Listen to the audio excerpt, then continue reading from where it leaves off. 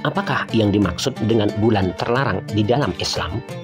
Bolehkah orang-orang Islam memakai penanggalan tahun musim? Bulan terlarang ialah 4 bulan Komariah yang pada waktu itu orang dilarang membunuh binatang buruan, kecuali di lautan, seperti yang telah kita bicarakan pada video-video yang telah berlalu. Bulan terlarang ialah juga 4 bulan yang pada waktu itu orang boleh melakukan ibadah haji, seperti yang dinyatakan pada surat kedua ayat 197. Dan orang dilarang mengadakan perang pada bulan-bulan tersebut, tetapi wajib membalas bila diperangi. Surat kedua ayat 217. Keempat bulan terlarang itu ialah Muharram, Rajab, Zulqa'dah, dan Zulhijjah di setiap tahun Komariah.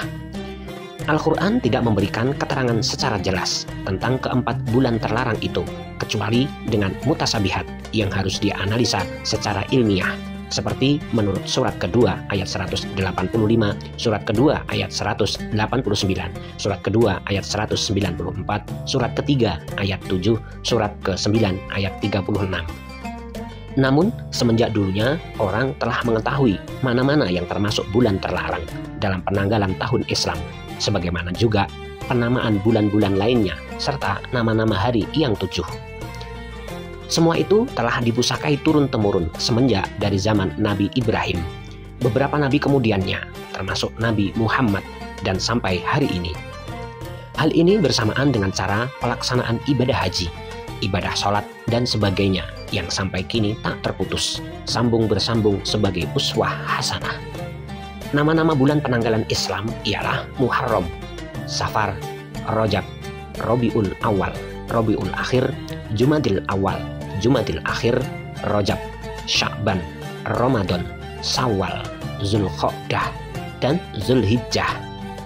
Semuanya 12 bulan yang masing-masingnya dimulai dengan hilal terbentuk lingkaran sabit jika dipandang dari bumi, didasarkan atas surat kedua ayat 189 dan surat ke-9 ayat 36.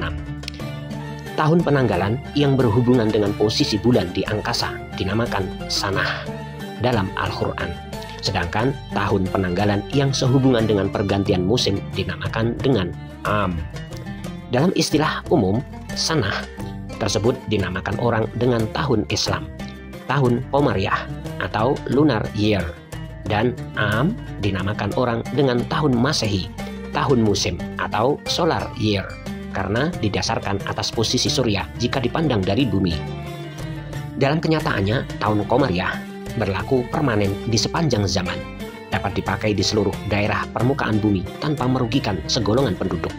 Sebaliknya, tahun musim ternyata waktunya semakin pendek di sepanjang zaman, tidak cocok untuk dipakai di seluruh permukaan bumi, bahkan merugikan segolongan penduduk.